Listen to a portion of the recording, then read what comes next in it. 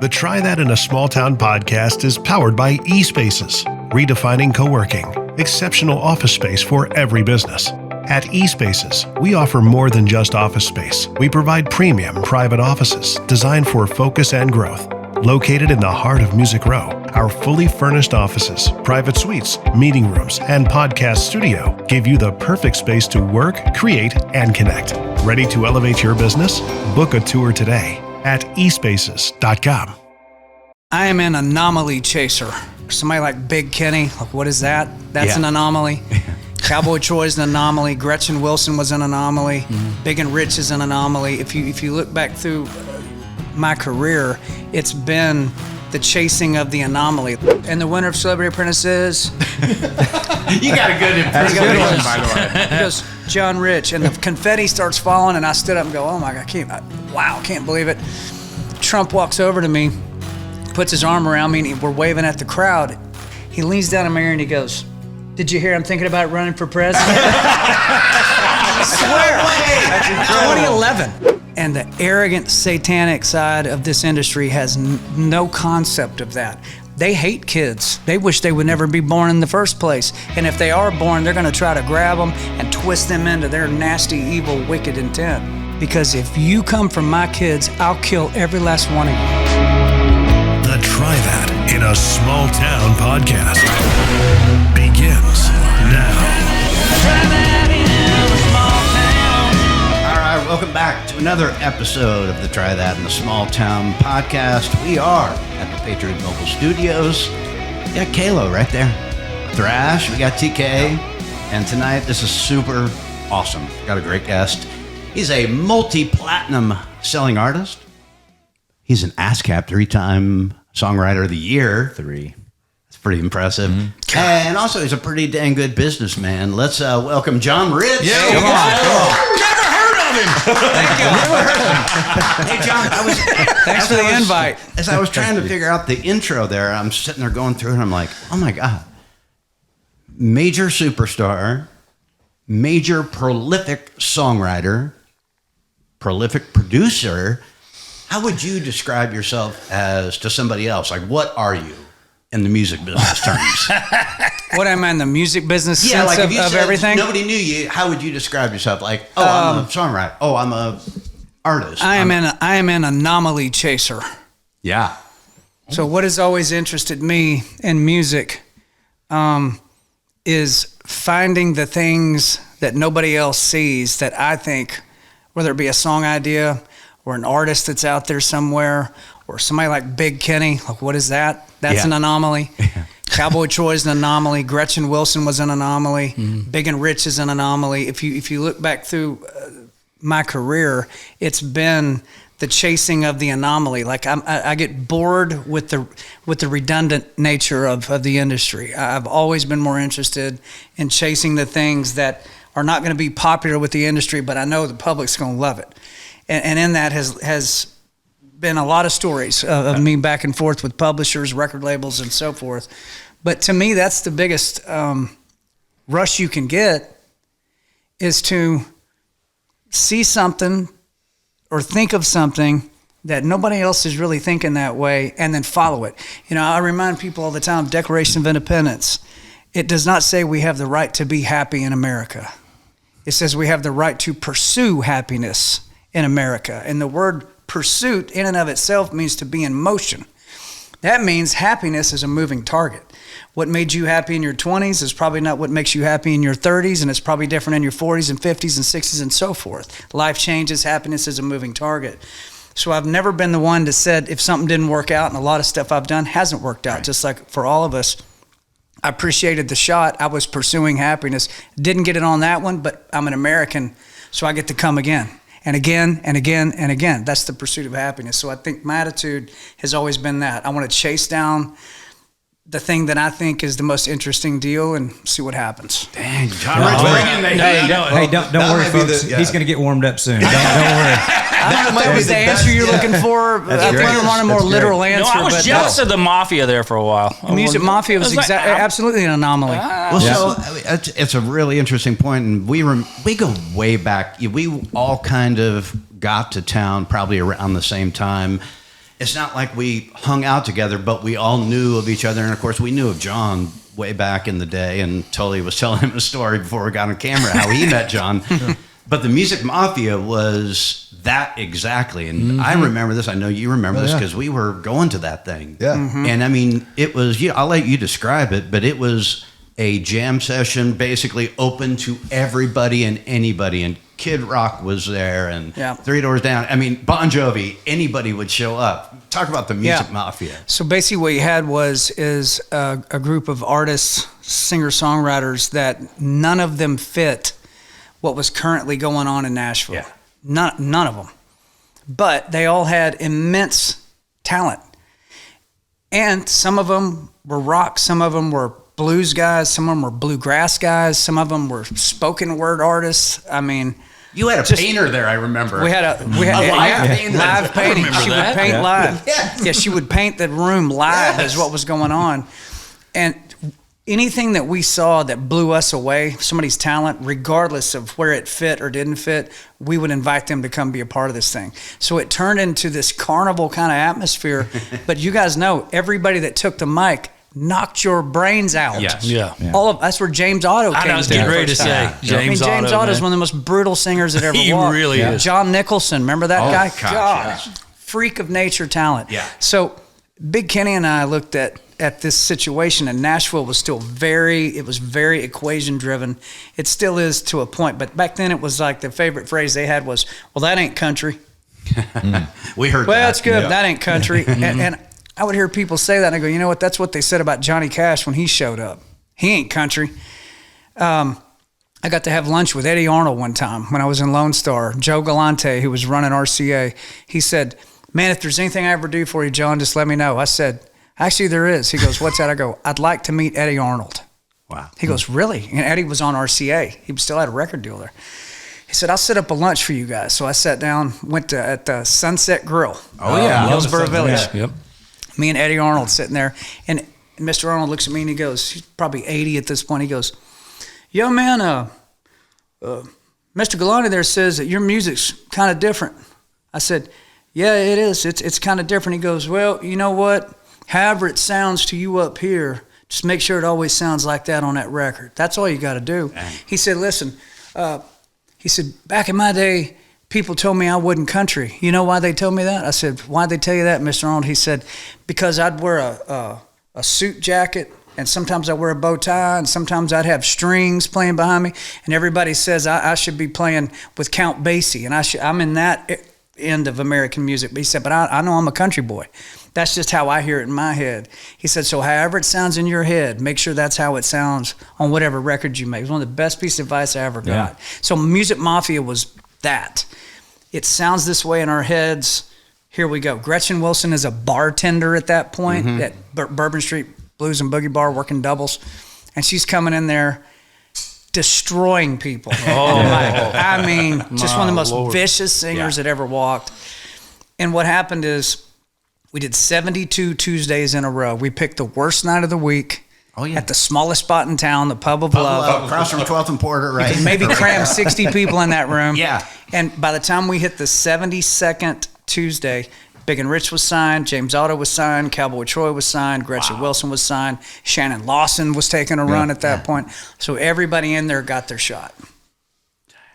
That's amazing. What a great time in town too, though. You mentioned 12th and P and Pub of Love. Like it was a different feel to the town. Yeah, we were kind of talking about it, and it's unfortunate that I don't know if we're the old men in the room talking, but it's like you were saying here before we got on. It's like that's where you found people. That's where you collaborated. That's how you kind of mixed, your musical influences together. And it's unfortunate that I don't think that happens today. Yeah. It's hard to cross-pollinate people when they're all got headphones on sitting in their home studio. Yeah. And they're not out in the live scenario, because I'm sure we all have the same stories. I've walked in before and not known who I was really going to see, but that guy just did something, said something, sang a certain way, and I went, that is bad to the bone, whatever that is. And then I would go, I want to incorporate some of that in what I'm doing, right? Yeah. Like you're saying, you would start to, and I think Nashville was always that way until here recently. Yeah. Well, and going back a little bit, because as I was telling you before, researching you yesterday even deeper, because I've always had a huge respect for you. Just as a writer, the first song I heard of yours that I knew was yours was Redneck Woman, which I'm telling you, I want to write that. They wrote about a group that's not been talked about in forever. And it comes from a real place, because you were a double wide trailer, never hungry, but didn't have a lot of extra, right? Sure. So you saw those Christmas lights hanging around. Yep. Your place might have been on your place, Yeah, and for sure. But even back before that, coming to town and Opryland was around, back with the ride and the music and bluegrass and all that stuff. Yep. Well, 3 of us, including you now, tried out at Opryland. Me and Neil did the same thing. And we got callbacks, but we didn't get to work there because they asked us to dance and we couldn't do it. You got a pass because you're a rich kid. And you didn't have to because they didn't make you dance. You said you could two-step, but you got the job anyway, which is amazing. Right, yeah, because I wasn't going to audition at all. And I was a senior in high school, and a friend of mine said, I had been singing at school and, meeting girls in the parking lot, singing at the whatever bonfire party. And this good friend of mine, Marcus Peters, he has a Tennessean out and he goes, look at this, Opryland's having auditions. You should go audition for that. I said, man, they ain't going to hire me. He goes, why not? I said, because you got to be able to dance and it's all this like stage stuff. He goes, well, you should audition anyway. There's going to be a bunch of good-looking girls down there. I said, well, that is true. So I loaded up and drove my Dodge Dart Swinger over there and auditioned, and I got the call back. And then I told them, I said, I ain't into the dancing thing. They said, can you dance at all? I said, well, I can two-step. Yeah. And they go, well, if you can two-step, we'll just keep you in that mode of, if you don't mind doing that. I said, I don't mind that. That's the wrong thing and so then, they gave me the gig, which is where I met Dean Sams and where he invited me to be in a band. That became Lonestar. Lonestar, and your first number one. Came from there. Yeah, that's and where all somewhere Dean Sams is wearing his headset mic. Right. Sorry. Keyboard. Oh, he rocked his keyboard. Got that keytar going. Man. I love Dean. Dean gave me a shot. Let me tell you how bad I was. So Dean comes to me at Opryland. He goes, hey, a bunch of friends from mine in Texas. These are like, they play the Texas circuits. These guys are great. We're going to put this little band together and just play locally around Nashville. He goes, you play bass, right? I said, I can play a bass. Well, how hard could it be? It's got four strings. 4 strings. It's got 4 strings. We say that every show. That's the best lie we've ever heard on this podcast. It's got 4 strings. He goes, cool, man. And he hands me a cassette and he goes, here's the top 40 songs on country music this week. We're going to have our first rehearsal this Saturday.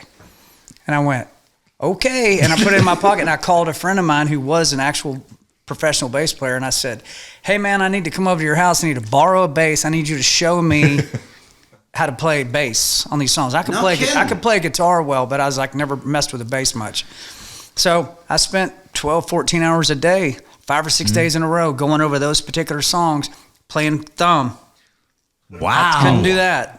Playing like this. So you didn't play with a pick. You actually went legit. I was not a bass player. Yeah. So, you're playing guitar like this, so this doesn't make sense if you've never done that. Yeah. So I get it down. I come walking into the rehearsal. It's Richie McDonald, Michael Britt, Dean Sams, all these guys. And they look at me walking in with a borrowed bass, no case, cord, no amp. That sounds like me. No tech. They're going, who is this guy? Like, I remember Richie McDonald going, is this a joke?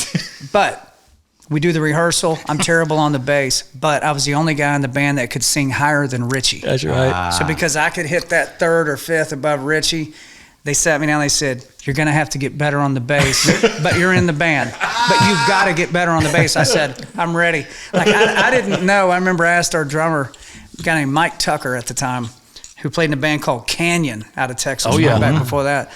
I asked Mike Tucker, I said, man, what is it I'm hearing on, like when I listen to a record and I hear the bass note, it sounds like it's got this like punch to it or something. Is he hitting it with a pick? He goes, no, that's the kick drum. That's how far out I was. Oh, that's awesome. But I remember though, because any video I saw of them, by then I'd figured it out. You're hitting the bass. You're not playing. Well, it was badass. That was to distract you from how little I knew about the instrument. The No News video though, you look good doing it. Oh yeah, and that's half the battle, man. That is right. That is. So I owe those guys a lot. I have to say, they gave me a shot when I didn't deserve it, and that was the springboard. So give people a little backstory. How long were you with Lonestar? And then if you want to talk about how it ended, I was with them. Our first gig was December of 92. Yeah. My last gig with them was New Year's Eve going into 1998. So the last day of 97. Wow. Yeah. Right. And did you end up leaving? Was it mutual? Did you No, know they that fired you wanted me. to do something solo? They fired me Why? Why'd they fire you? because I deserved to be fired. Really? Because I was, you know how I am at 51. I'm a rather Yeah. intense individual. Yeah. You can imagine me in my early and mid 20s, what that was all about. And This is a safe space. Well, you had that number. You had that number one just right out of the gate, right? Which gave you some. well, so they were all married, kids and all that. I'm totally single and I'm writing number one songs and I'm yeah. running. I got money. I'm running around. I'm wanting to record songs like Save a Horse, Ride a Cowboy. They're wanting to record Mr. Mom. Right.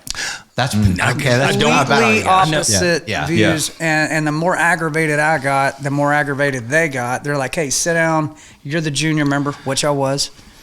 And eventually that just became unsustainable. So they had a meeting, called in a meeting. I don't know what it was about. It was about me. And they said, New Year's Eve, the gig we just did in Kennesaw, Georgia. I go, yeah. They go, that was your last gig. Oh. And this was like January 6th or something, 7th or 8th. They said, so you need to get your stuff off the bus, and I'm sorry. And I went, that's it? They go, that's it. And so basically, that was a big deal because you go from the phone ringing all the time to nobody's calling.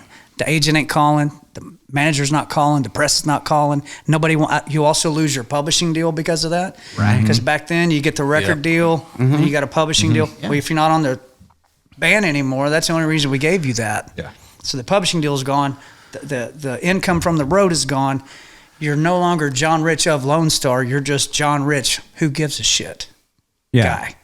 And you go overnight into that, and then right after that is when they put out Amazed.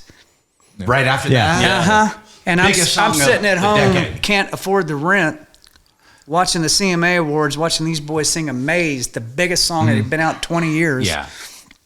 And there's 4 of them and not 5 of them because I'm sitting at home.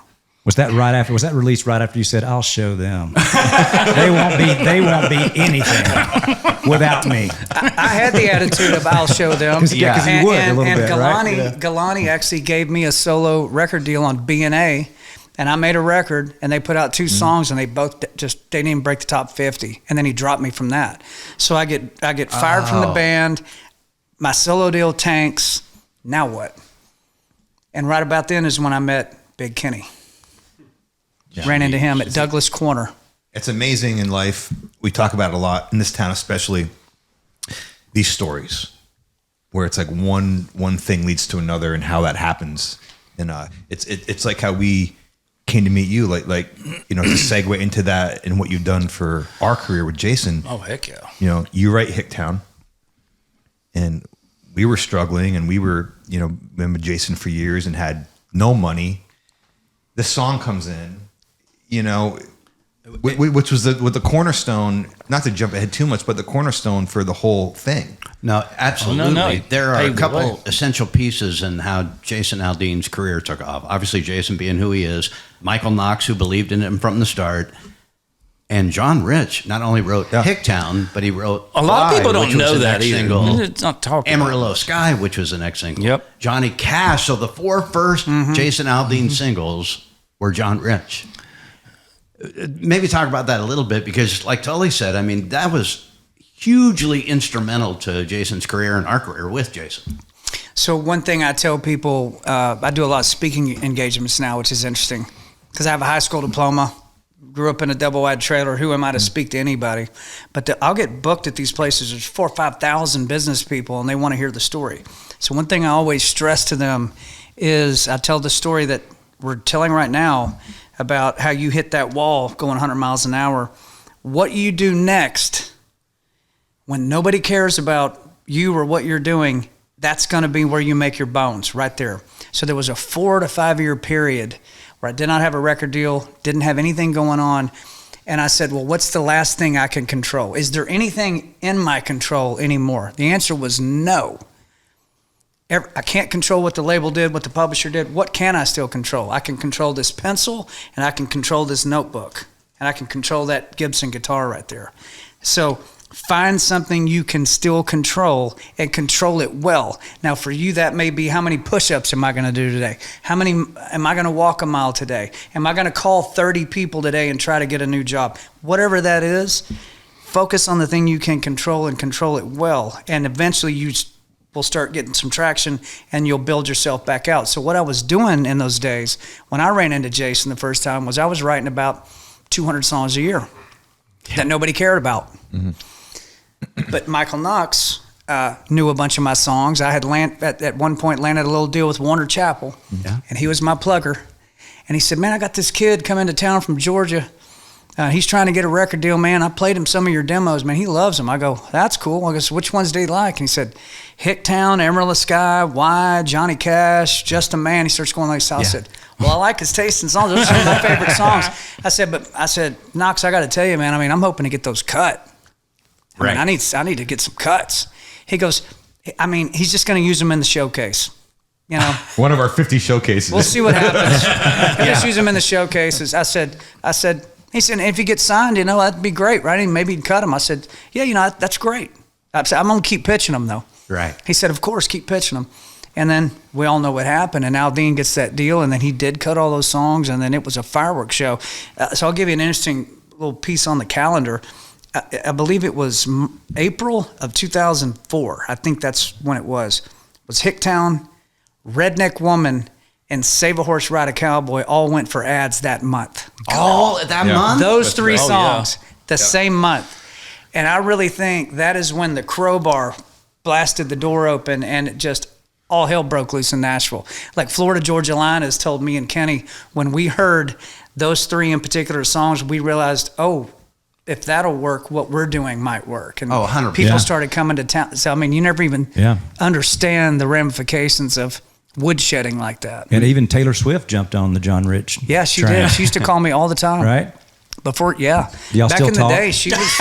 Back in the day, hey, if you could reverse time back to those years with Taylor, she would have been sitting right here having. I mean, with the rest of us. Mm-hmm. Sure. We remember her the same thing back in those days. I mean, it was a different person back then. Yeah, she used to call me about all kinds of stuff, wanting to write songs, but then she'd say, "Hey, how do you and Kenny look at like regular stuff, like at an award show, like a red carpet, for instance?" She goes, "You guys just seem to make." Everybody else is doing it, but when you guys do it, it makes the news and everybody's doing it. I said, take the regular things and think them through before you do it and make something happen. She goes, yeah, you guys just rode horses down the red carpet with a bunch of hot girls dressed like aliens. Yeah. I went, right. I said, that's just so we would chew up all the press. And so she would call me for advice like that. Wow. Hey, so Save a Horse, I don't think people realize that was the second single off that album, right? Yeah, the second single. So the label hated that song. Okay, so I got to ask this. Wild West was the first one, right? It did, I don't even know what it charted, but it was okay, right? It didn't make the noise. Mid-20s. In your mind, did you guys think that Wild West was going to be the thing that broke you, or did you know that you had Save a Horse in your pocket? We wanted Save a Horse to be the first single. Yeah. Now, Paul Worley was running the label. Thank God for him, because short of him, we wouldn't have gotten signed anywhere. Mm-hmm. Everybody was like, I don't even know what that is. Get it out of here. Yeah. But Paul had the vision, said, I think Big and Rich is a thing. Originally, they said, we don't think you should put Save a Horse, Ride a Cowboy on the record at all. Oh, wow. Because people will not take you seriously if a song that ridiculous is on your record. And Big Kenny's going, but man, they love it at Music Mafia. I mean, we play it and people just go crazy. And I said, he's right, man. I mean, they go nuts when we play that song. Yeah. We're like, come on, man, just let us make it an album cut. And Paul goes, okay, fine. We'll just bury it down in the lineup. So we put out Wild West Show. A few weeks after that, we put the whole record out so the fans could now get their hands on the record. And next thing you know, there's radio stations calling the record label saying, hey, the fans are blowing us up in Tampa, wanting us to play track 7 off the Horse of a Different Color record. You okay if we play that? They're like, sure. And that just started taking off. So it forced Wild West Show off the air. And then Here Comes Save a Horse, which, by the way, never went top 10. Wow. Now, I would have lost my house on that because, and it just proves that you know, there's so many different opinions and flavors and stuff. Like when that song came out, and I admit, and I did love it, but I thought, You can't say that. You can't say that. You can't say that. But then think about that song. I agree. That I little still old me think who I had should. nothing. I had nothing out at all. I had nothing to speak on, and you're just listening to everything else, and it didn't sound like everything else. But to think that Save a Horse, Ride a Cowboy is a timeless now, because it's one of my, every time it comes on, every time you hear it, just the intro on your commercials and stuff like that, just the guitar it riff. still tracks It's like, today. oh my God, it's one of my favorite songs. Last night, my son starts going, Daddy, come in here. And he's watching The Masked Singer.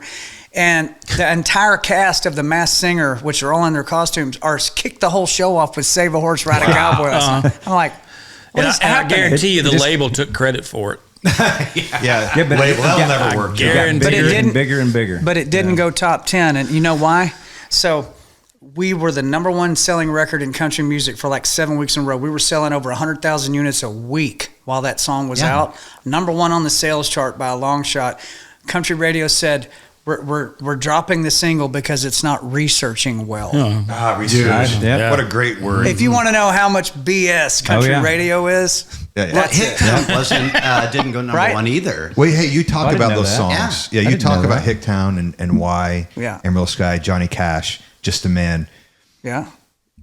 all mean so much to us. It took us a long time to get a deal with Jason. Like It it did. took us a long time, and we were playing those songs every showcase. And I see people that we know now that walk up to us and hug us and stuff. I remember seeing those same people walking out of those showcases. I remember Emerald Sky. I remember seeing people turn around and walk out, and by the end of the showcase, we're playing "Love I Want to Be In," which you wrote with Jason, for nobody. Yeah. And you fast forward a couple of years, and you look at Amarillo Sky and Hicktown. Amarillo Sky, I remember the label calling. We're on the bus going to some club, and the label calling saying, "Hey, Amarillo Sky's dying." It was at 17, and it was dying. And I remember, I'll never forget it. Joe Jamie from Broken Bow at that time called us, and she said, I told the radio, what are you going to play if you don't play Jason Aldean and Amarillo Sky? And that song didn't go. Where would that go? It wasn't number one. No. But to this day, we play Emerald Sky. It might as well be a 10-week number one. It's so. Yeah, man. It is so. To this day, people of all ages. It's like Hicktown. It transcends the genre, like Saber Horse. I remember when Saber Horse came out, we were in a very struggling band called Rushlow, playing some really light songs. Dude. And I remember me and Kurt and Rich were in our house in Hermitage. And we're sitting there in Hermitage, broke, and in a struggling band. And that video came on, and me and Kurt looked at it, we said, "We are screwed." I said, "That is what we need to be doing. That's what we are." Right. Like, Right, just unabridged. Be what you are. Yeah. When Nashville was trying to, you got to fit in the box. Yeah. yeah. Yeah, so Right. just one small miscalculation, and you could have been John Rich. One small thing. You should have put a fur coat on. Well, By the way, sorry, go ahead. I was going to say that the thing about that I think me and Aldean have in common as people and as lovers of country music is if country music is a hobby to you, get out. It's not a hobby to me. It's not a hobby to Jason Aldean. It is serious business. I can't tell you how many new artists out there now that open for Big and Rich and get them on the road. I always come out to the bus, man, hang out. I want to get to know you a little bit. And I'll always hand them a guitar. I'll say, "All right, I got a challenge for you." They'll go, "Okay, what is it?" I go, "Play 3 songs that were hits before you were born." Just 3. They can't do it. They cannot do it. And so what you start to realize is what's the difference in them and guys like me and Aldean and others.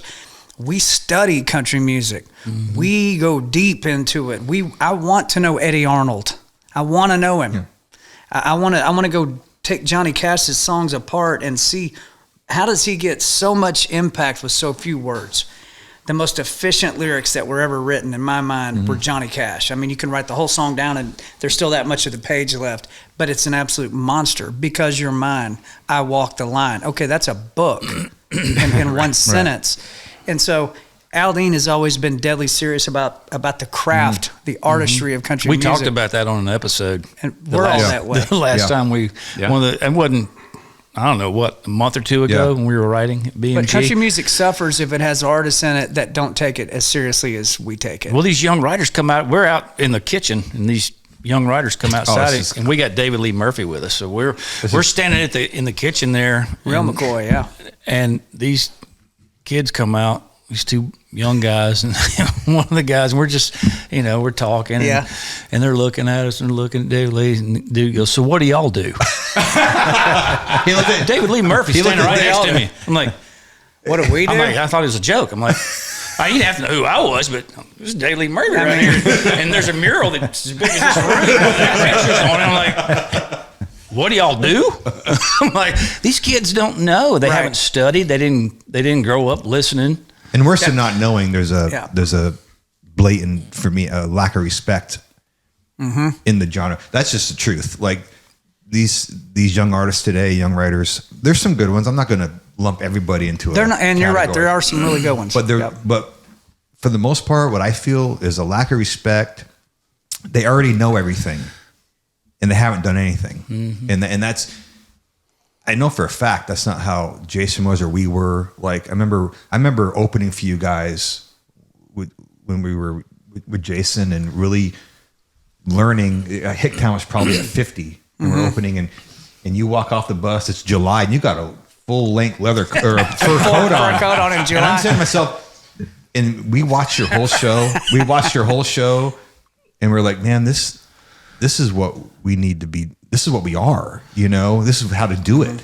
And unapologetic. But they don't have that. They already know everything. Now you got guys, grown men dancing in a mirror, singing into a hairbrush. I mean, it's insane. The art suffers with that attitude. I mean, for us, I remember in Lonestar, I walked in and met Don Cook for the first time. And I knew his name because I would read the backs of all the records. I knew who everybody was. And Don goes, "Hey, nice to meet you. Yeah, it's going to be great maybe producing this first Lonestar record." I'm going, Don Cook. And then he goes, "Hey, guys, come in here." And here comes Larry Boone and Paul Nelson come walking in. And Chick Raines. Yeah.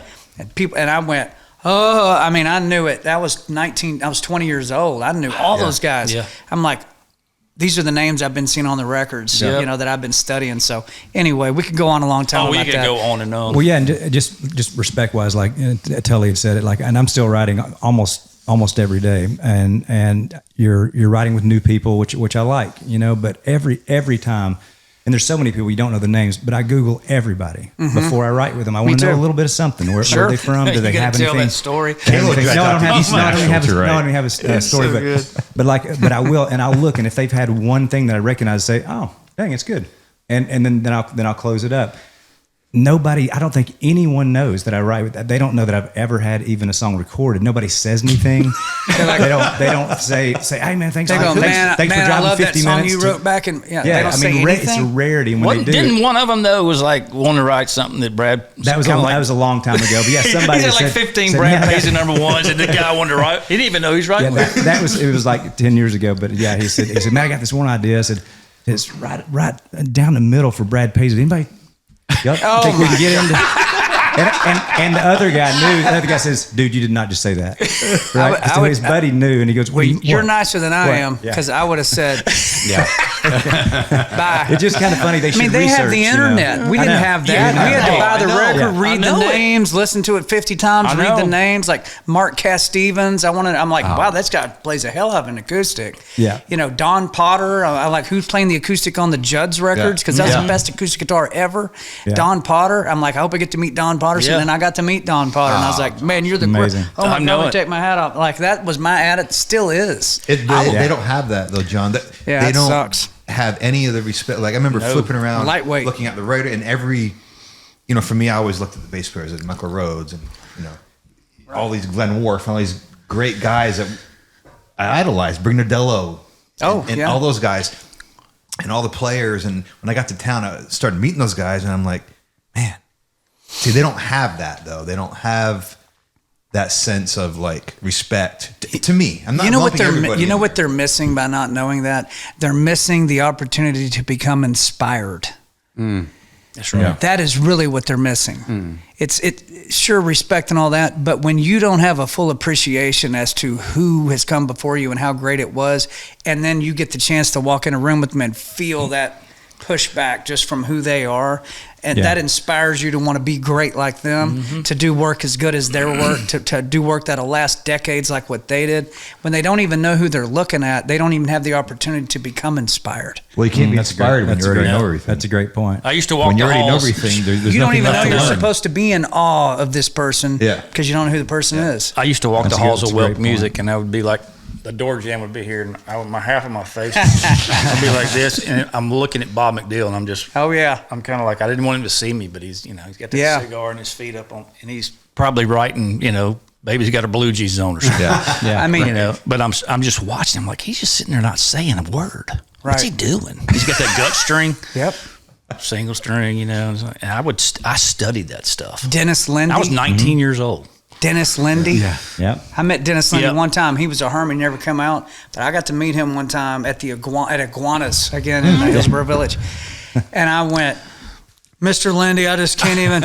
And I'd already had a bunch of hits and stuff, and I was like, I just can't even believe I'm getting to shake your hand right now, But again, that's that. You go home just feeling like you run through a brick wall. Oh, yeah. They don't get to experience that because they don't even know who the hell they're looking at. That's right. And some of it's like hardwiring. It's the way you're raised, I think. Like I interned for Reba McEntire at Starstruck for years, and Mark Sanders was there, and he was having his big run and everything. Yep. And you got to go to the parties, and you got to see the platinum records, gold records, all that. And I'm enamored. So I remember one time going up to him and said, hey, if I ever get a song recorded, I said, can I ask to have a writing appointment with you? Yeah. But I knew I couldn't just step in and write No. with him for no reason, Gotta just earn because I'm that. there. That's right. But if I were to get a song recorded, would that earn me the right to write one day with you? But that's kind of hardwired into certain people. Yeah. I agree. Hey guys, we're in the middle of an incredible conversation with John Rich. Stick with us. We got to get a couple words from our sponsors. We're going to be right back. My name is Glenn Story. I'm the founder and CEO of Patriot Mobile. And then we have 4 principles. First Amendment, Second Amendment, right to life, military and first responders. If you have a place to go put your money, you always want to put it with somebody that's like-minded. Of course. I think that's the beauty of Patriot Mobile. We're a conservative alternative. Don't get fooled by other providers pretending to share your values or have the same coverage. Go to patriotmobile.com/smalltown to get a free month of service when you use the offer code SMALLTOWN or call 972-PATRIOT. You know what goes great with small town stories? Original Glory, America's beer right here. I've been drinking this every songwriting session today. Man, that clean, crisp taste reminds me of summer nights on the back porch after a fresh mowed lawn. And they're just not making great beer. They're investing in America's small towns. Well, it's just like us. They believe in bringing communities together. Not only do they invest in communities, but a portion of each sale goes to the veterans and the first responders and all the heroes that protect us. For a limited time, you can become a member of the OG fam and invest in this beer at wefunder.com/original brands. Join our Original Glory family and help ignite that Original Glory spirit. All right, we're back.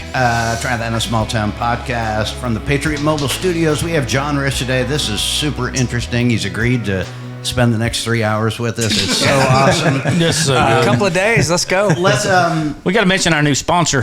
Wow. Try that in a That's small a town handsome whiskey. bottle. I Yeah. like that. Yeah, For even, some reason, these, John's these bottle. guys didn't even know about Whoever this came one. up with that did a great job. It's a good looking bottle. For some reason, John Rich autographed the back of this bottle. Huh? No, actually, it is John's. He knows something about Oh, branding. wow, that is mine. Yeah, there you go. Oh, look at All there. right. It is. Let me Redneck turn this Riviera. toward my And we camera paid here. full price for that, too. We did. Yeah. Did and you? when we say we mean Neil's wife. Lana. Lana. Neil's wife, yeah.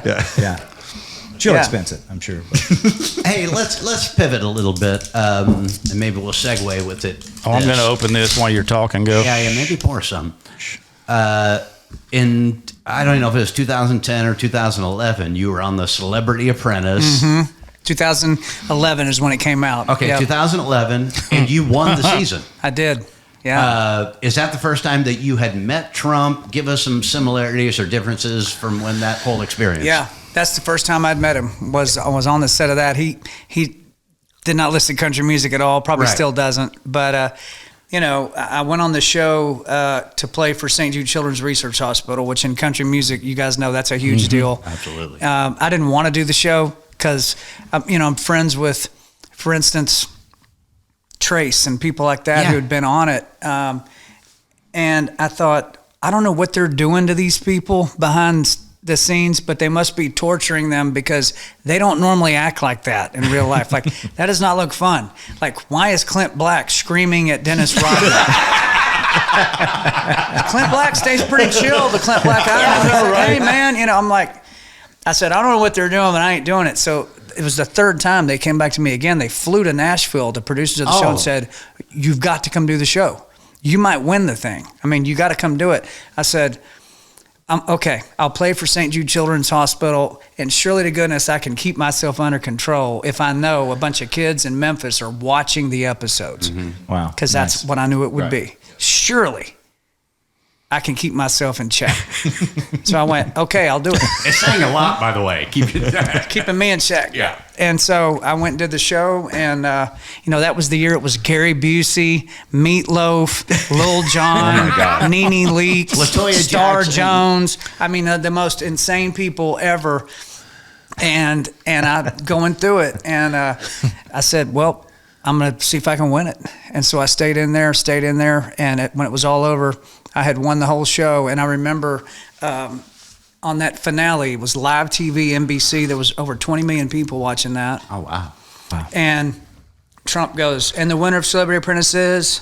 You got a good impersonation, by the way. He goes, John Rich. And the confetti starts falling, and I stood up and go, oh my God, I can't believe it. Trump walks over to me, puts his arm around me, and we're waving at the crowd. He leans down into my, he's a big guy. He's a big dude. And I'm average. He's big. He leans down in my ear and he goes, did you hear I'm thinking about running for president? I swear. That's incredible. 2011. That's incredible. So he was thinking about taking on the 2012. And I looked at him, I said, yes, sir, I did hear that. He goes, do you think I should do it? And I looked at him, I go, might as well. He goes, why the hell not, right? Why the hell not? And he goes like that, and he goes, great job. And he slaps me on the chest a couple of times and walked off. John, that's an incredible story. In my ear, I'm the only one that heard it because all hell is breaking loose on national TV with the confetti and the lights and everybody screaming and hollering, and that's what he's saying to me. Oh my God! Of course, that's what he's saying. Wow. Here, try my He's watch. like, glad look you good on your wrist. you just won the biggest show on TV, but what about me? I mean, Exactly. That's amazing. it was classic. Did you keep Trump. your relationship since then with him? Yeah, so we text each other. So I text him during the Super Bowl. He hit me back. He goes, yeah, not much of a game this time, and I don't hit him with heavy stuff. Every now and then, if something's going on, I'll say, you might want to look at this situation. I want you to tell when he asked you why he's getting booed at his rallies. Yeah. And he asked you, he wanted your advice. Yeah. So, if you think about what is the best way to serve someone well, is it to tell them what they want to hear, or is it to tell them what they need to hear, knowing they're not going to like what you have to say? Are you serving them well by BSing them? Right. No, you're not. Mm-mm. Okay. Start with that. So I'm sitting around a table, not much bigger than this one. It's Trump in the center where you're at. I'm just to his left. Herschel Walker is just to his right. Marsha Blackburn, Senator Bill Haggerty, and Lindsey Graham, my least favorite politician in the world. No. I'd rather go hang out with Tim Walz. Wow. Guy's getting right. I would jazz hand it up with Tim Walz if he said I don't have to sit across from Lindsey Graham again. Okay. As I said in a post on X not long after that, I said had dinner with Lindsey Graham last night. Had dinner with Lindsey Graham a few months ago. It took me a week to get the sulfur smell out of my suit jacket. If you want to know what I think about that guy. Yeah. So we're sitting there at dinner. This is awesome. We're sitting there, and everybody's eating their food, and President Trump is not president at this time, and he's talking to the senators and talking about really important stuff, and I'm just minding my own business going, I don't know how I got in this room. Well, okay. I'm sitting elbow to elbow with him. It's about an hour into dinner. I hadn't said a word, just been listening, and Trump gets through eating, and you've seen him do this move right here. Yeah. Wherever in the big boardroom he does this. Okay, that's what he does. He goes, can I ask you a question, John Rich? He never calls me John. John Rich. I look at him, I go, yes, sir. What's the question? He goes, well, you do a lot of big shows. Like, you're an entertainer? Yes, sir. You play for really big crowds? I go, I do. I play for really big crowds for a long time. He goes, well, have you seen these rallies I'm doing? Like, it's 30, 40,000 people. I said, yeah, it's unbelievable. He goes, so here's the question. Why are people booing me at my rallies when I bring up the vaccine? This is the question from the President of the United States.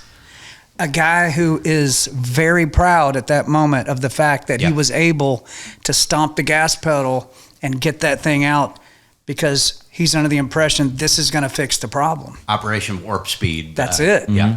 Okay, so here's a guy who, to his own admission, one of the biggest egos on the earth. Yeah. And he's very proud of this. And I respect him there is no limit. Right. But I'm being asked a very direct question.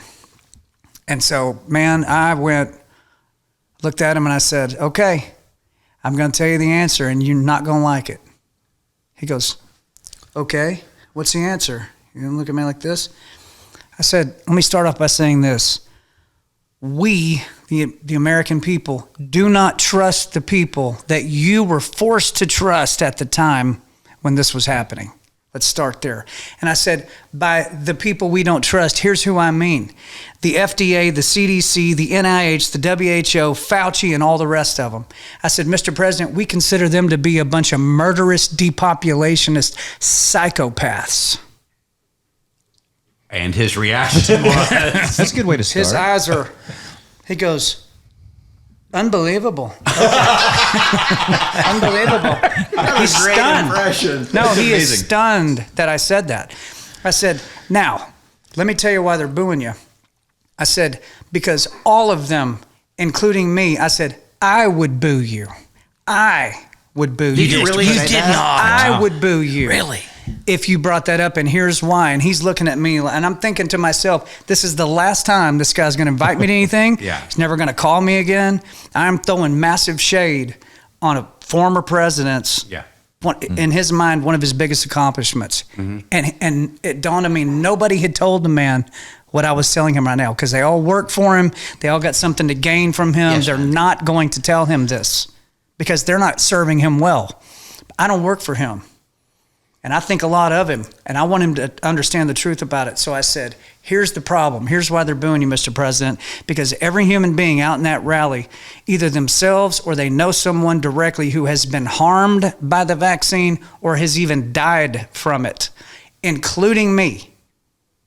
I said, I got members of my own family who were forced to take it against their will to keep their jobs, and now they've got all kinds of problems. Big problems, heart problems, lung problems. And he's looking at me, and he looks around the table and he goes, this is unbelievable. I mean, he goes, has anyone else heard this?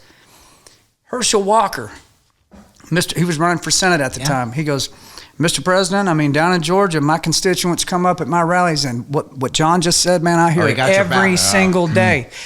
Looks over at Marcia. Marcia's sitting there going, you know, looks around the table, and then Lindsey Graham, who's sitting across. So you're here, or I'm here.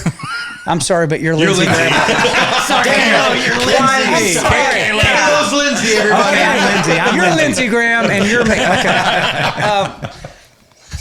As I'm going into the part where I said, even in my own family, I have Lindsey Graham busts in with it swishing his Chardonnay around and said, Mr. President, if you listen to conspiracy theorists like John Rich, the Democrats are going to take credit for what you did, and they're going to beat you in the next election with it. So I'm looking at Trump, and he's sitting over there, and he does that, and I looked at him, and I said, do not interrupt me when I'm speaking. Do you understand me? You what? And he looked at me and he goes, well, I didn't mean to disrespect you. I go, yeah, but you did. Oh. So. Right now you look like Wyatt Earp. And it's very intimidating. Trump is right here. You're Lindsey Graham, okay? I go, I'm holding him. Oh, good. Yeah. You're Lindsey Graham. I look back up at the president. I look at him one more time. I go, Now, let me finish what I was saying. Oh, man. And then I finished it. Okay. That Trump ended that by saying, so I guess no more vaccine talk. I said, I think that's a good idea. I said, I think you're going to learn a lot about it. But yes, I think that's a good idea because that's the only thing that would make us ever boo you, Mr. Yeah, because President. you're right. I mean, that's one of the amazing. things that I think a lot of people didn't agree with him on, and it was the vaccine and him being proud of it. And Jason actually has a story that's similar to that. Well, the thing about Trump and the vaccine, Trump never mandated the vaccine. No, exactly. Trump said, you're all the doctors, go figure out how to make this stop. We need to make this available. And he trusted these people that we now all know are a bunch of depopulationist animals. We all know that now, but he never mandated it because mandating an experimental medical procedure violates the Nuremberg Code. It's a crime against humanity, which I hope we see that play out because people need to be held accountable for that in a major way. Play out? I think it will. Yeah.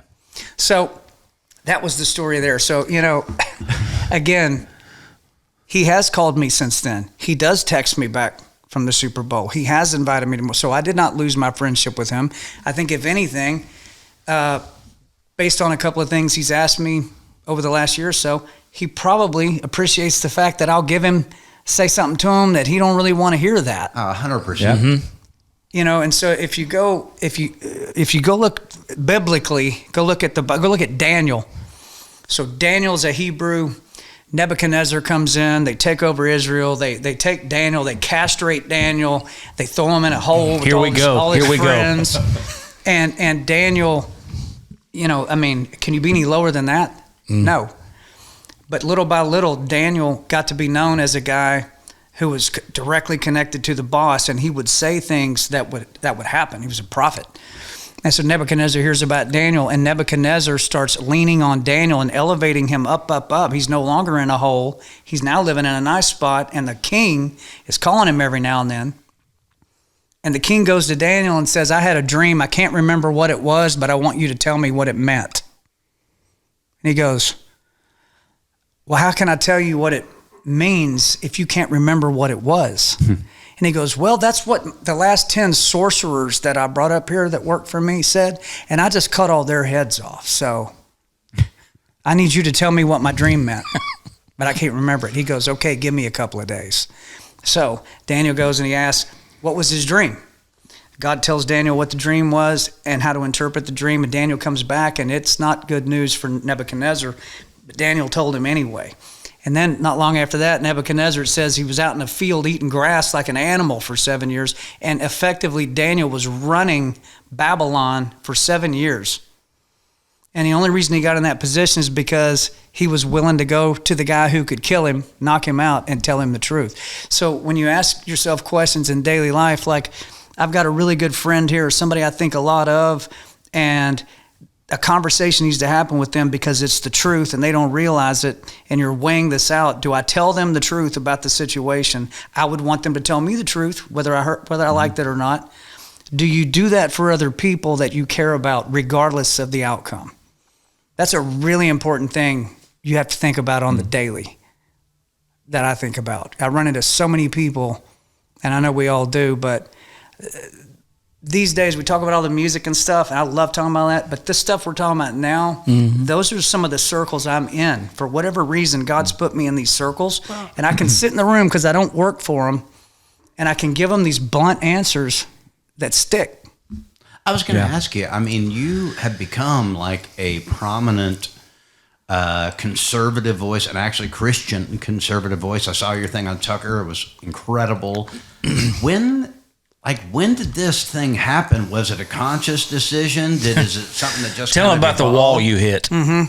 Yeah. Or was there a moment that's like, I got to talk about this? So I got saved when I was a kid. My dad's a preacher. He's a prison preacher / street preacher. My dad preached 34 Mardi Gras in a row on the French Quarter with a guitar around his neck as the parades would come by and throw stuff at him and spit at him and on and on. 34 years in a row he does this. I had no idea. That's my dad. He started like 19 years old, right? Like when he was a kid doing it. He started at 19.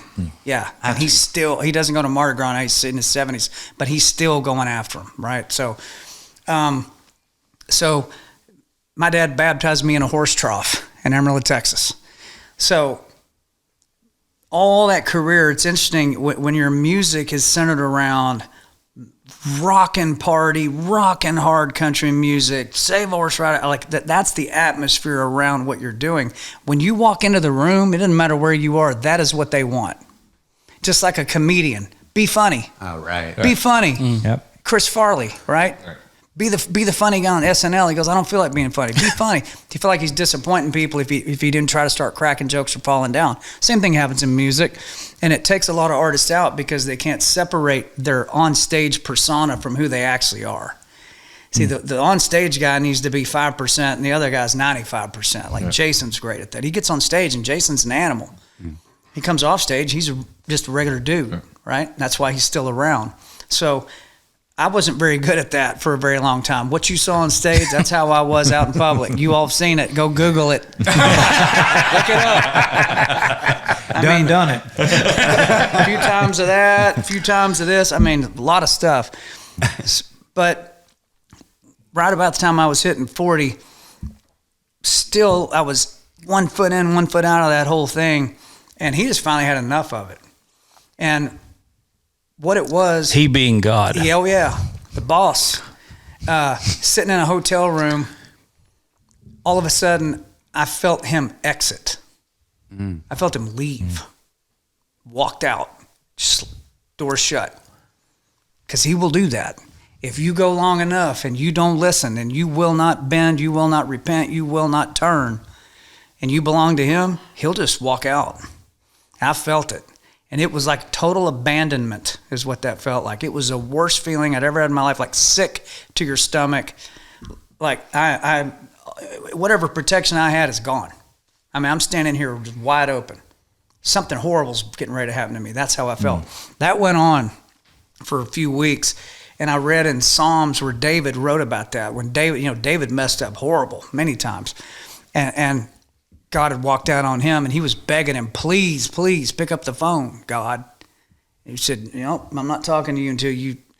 And when David finally got right, he said, all right, I'll walk back in. So a few months after that, he walked back in and turned it back on. And that is when I started digging and reading, and I'm looking at my kids and my wife, and I'm going, okay, enough of the nonsense. That was a piece of my life. It is now over. Now what am I going to do? Because I got a lot of ability. I got a lot of connections. I got things I can do and say, but I don't 100% understand what I'm looking at. So it's basically a reboot.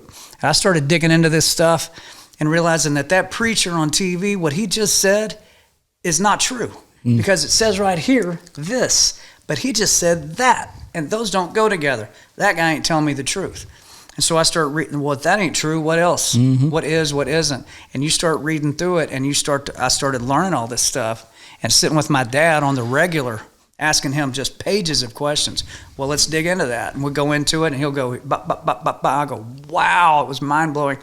And so the more I got into that, then my music, I started looking at songs going, this needs to be said in a song. This needs to go over here and taking our skills in music, blending those together, getting away from the record label, getting away from the publisher, getting away from the whole machine of Nashville, and being able to stand on my own and say whatever I want to say to whoever I want to say, whenever I decide I want to say it, is the position I found myself in, which is where I am today and where I will remain. I will not take a contract with anybody under any circumstances, ever. What about Lindsey Graham? Well, Kayla's Lindsey Graham, though. Yeah. People like Lindsey Graham, it's a good example that Christians are not supposed to be a bunch of weak-kneed, spineless, silent fence riders. Oh, of which you're not. And can we pivot to Sean Combs, because you mentioned your kids, right? Yeah. And so it's a song that I don't think you've. I have not put it out yet. The lyrics, they've been read. We know a little bit of the lyrics. Yeah. If you're okay talking about it. It's called The Righteous Hunter. Yeah, and it was. Preach on that just for a second, just because you're. So Sean Combs. So in my mind, the America will never get back on God's good side until we eradicate people whose feet are swift to shed innocent blood, which in Proverbs 6 is one of the things that says people that says God hates. See, one thing preachers preach is God loves everybody. I know. Everybody's welcome. God loves everybody. It does not say that anywhere in the Bible. Matter of fact, it says quite the opposite. And in Proverbs 6, it says the first thing, God hates those whose feet are swift to shed innocent blood, meaning kids. So as long as this country allows kids to be targeted, abused, trafficked, murdered, as long as that continues, America will never straighten out, nor do we deserve to straighten out if you're going to allow that to continue. Yeah. So I saw a video of Sean Combs standing on a stage in front of all the spotlights, some award show or something, and he looks into the camera with this demonic look. You can just see the demon in his eyes. He says, I own your kids. I own them. I take their souls. I determine what they listen to, what they wear, where they go, who they hang out with. I own your kids. Like that. I went,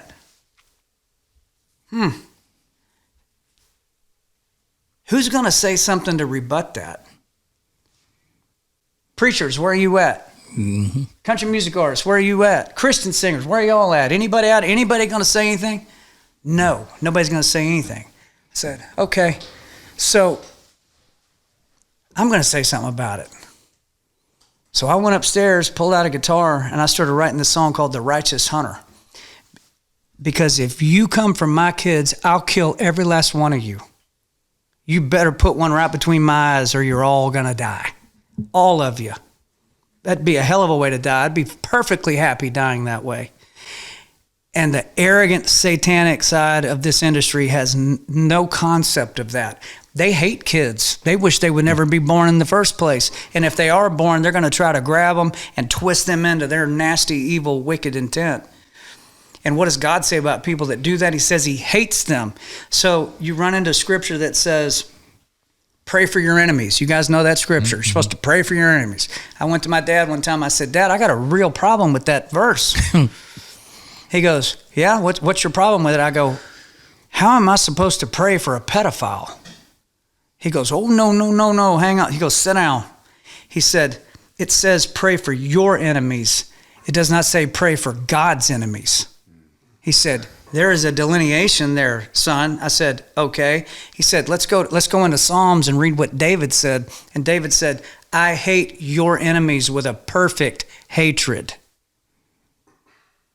Meaning we are supposed to be on the offense on behalf of our daddy because they're on offense on behalf of their daddy.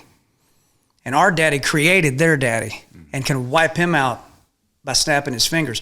So when you see the enemy and you know they're an enemy of God, like Sean Combs and people that do stuff like that, and you're a real Christian, you better pick up everything you've got and hurl it at them. Light it on fire first, then hurl it at them and run straight at them. Straight at them. And I don't see people taking that attitude in this country, especially not many Christians that'll do it. There's probably atheists out there that'll charge them harder than the Christians will. So this song, The Righteous Hunter, I have not released it yet. I am debating how to handle this because it is one of the most jarring lyrics. Mm-hmm. I think it is the most jarring lyric I've ever had anything to do with. People run around this town undercover looking for a soul to take. But they better stay away from the righteous hunter or hell is all they'll pay. 'Cause I can see around the corner and I know you're coming. If you had any sense, you'd run. But you ain't got a clue what a daddy will do. You better give your soul to Jesus while I get my gun. Bang. That's the first half. So I'm sitting on that right now, trying to think about what's a video look like to that. How are people going to take this when they hear that? It is true. It's a true statement. If you come from my kids, give your soul to Jesus before I kill you, because that's what's going to happen. And so I know that's an intense thing to talk about. I mean, that is the actual thing happening in our country right now. Yeah, and when you said that you had wrote that song in anger, in which we're always trying to draw common entities, and we have a lot in common, with you, fans of you, and everything you do. But But Aldean's Try That in a Small Town, it was created in anger, different but the same, because we're tired of people getting hurt, punched for no reason, little ladies getting knocked out on the sidewalk or hitting a baseball bat in the sidewalk. So we were angry that things were happening like that in America. So that's why we wrote it. Yeah. And Aldean put it out because it's in line exactly with what he did. So when you said I wrote that song in anger, because I think that's the only song I think I've been a part of that ever started in anger because you love people, but you're not. That's right. You're angry that innocent people are getting hurt. Yeah. And so You're right. I mean, how often do we sit down and write songs out of anger? right. I know. Hardly ever. Never. And that's why it just struck. I just stopped and went. But wow, boy, that's the when first you time I've do, ever- We talk about your kids, your children. I don't know anyone that wouldn't feel that way when you talk about your children. People coming from your children, and make no mistake, that's what they're doing. Yeah.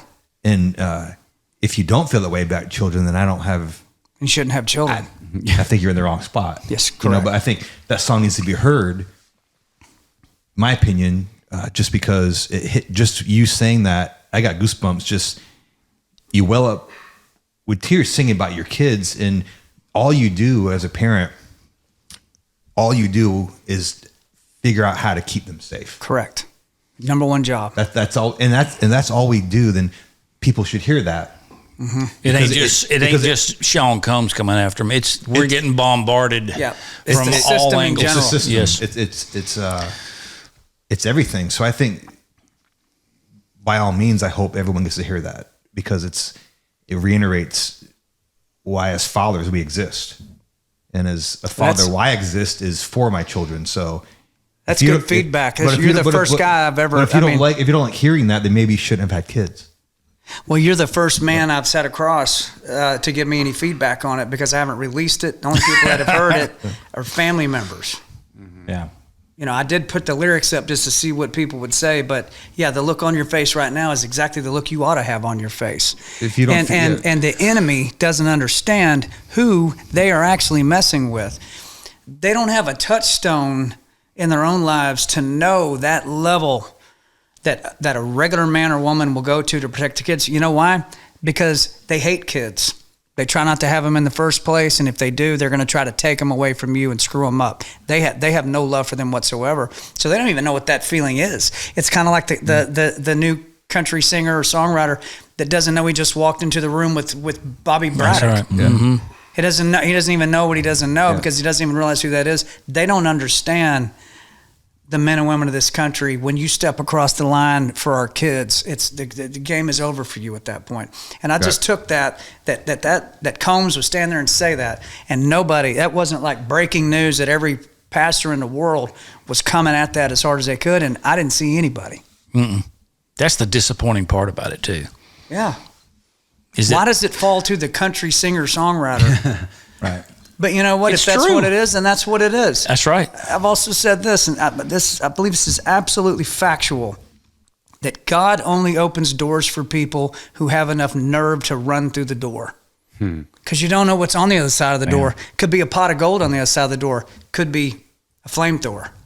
Could be a pit. Could be, there's no telling. Could be full of fish hooks. I don't know what's over there. So when he kicks a big door open, like when Trump asked me about the vaccine, that was him kicking a door open for me, because Trump needed to hear that. He desperately needed to hear that. Door gets kicked open. I go, okay, I'm going to tell you the answer. And I'm looking up going, what in the world is about to happen? Yeah. But you got to take it. Yeah. And I hope more people, come on, what are we afraid of? Yeah. You got nothing to really be afraid of. Worst thing they can do is kill your meat suit. And then you get released and you're gone anyway. That's right. But I think, listen to your passion about what you wrote. I think God laid that on you to do that. So that's why no one else did it.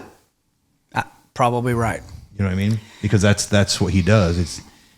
There's no rhyme or reason in our minds or why, but like listening to what you said, you were supposed to do that. We're created in the image of God. Okay, I was looking at that a few months ago going, so I am created in the image of God himself. That means every characteristic I have about myself, he has that characteristic. His is just perfect. Mine is not perfect. And I thought, so he has anger. He has it. He also has humor.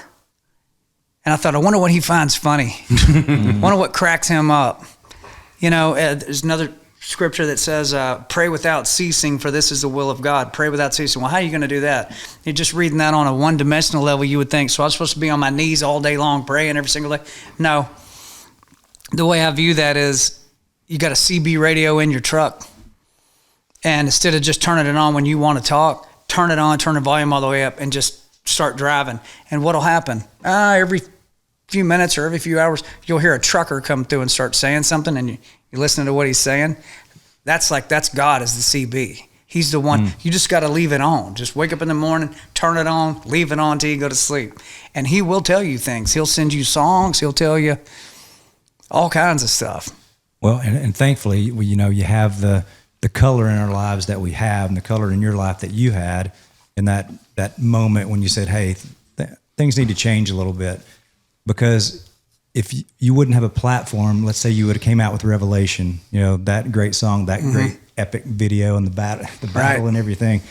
If you'd have came out with Revelation instead of Save a Horse, Ride a Cowboy, no, wouldn't have nobody'd know who you are. Correct. Right. But everybody does know who you are, and now you do that, and then millions of people hear it that need to hear it. It's just amazing to me. It always. I had that realization not longer than a couple of years ago, that yes, he allowed me to be in the country music situation to build an audience, but to get good at being a songwriter and being able to take something and push it. But when he was ready for me to be done with that part of it, and I wasn't ready to be done with it yet, that's when he had enough and walked out.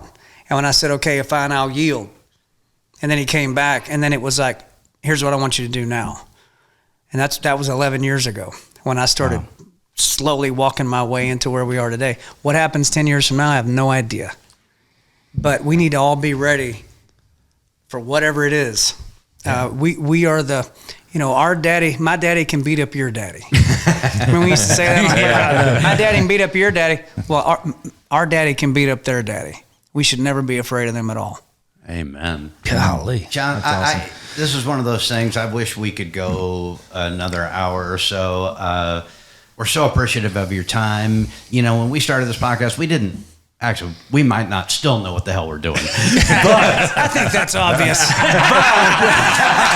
Thank you. And the grass is green and the sky's blue. And that's our opening. That's our opening. But I'll say this. We did want to highlight people that, stood up for what they believe in, often against the mainstream, stand their ground, have conviction, and you are like exhibit A of that. We're so thankful for you, just as a person, and of course sharing your story with us. We're very thankful for you for being here. Well, it's been fun to sit with you, and we can always come back and do it again. Okay. One last memory. I want to thank you specifically for helping us and Jason get where we are today. I remember specifically CMA Awards 05, 06. I can't remember which one it was. We played Hicktown. First time we ever did anything on television. Play Hicktown. We finish it, and we look out, and you and Big Kenny are standing up. And I'll never forget it. I remember looking at the crowd, and that from then till now, like, thank you, and thanks for coming on today, because this was a highlight for all of us today. Thank you. Yeah. You bet, man. And the countless amount of money, the folds of honor that you've 100% raised, the scholarships for those kids. That you do so much good. We're honored and very thankful. We've all got a gas pedal. Stomp on it. Yeah. Yes. That's the way I look at Love it. it, It's been man. an honor sitting with you guys, man. What a table of talent this is. So anytime, man, I'll come back anytime. Yes. Appreciate the conversation. Appreciate you, brother. You bet. Yep. Make sure to follow along, subscribe, share, rate the show, and check out our merch at trythatinasmalltown.com.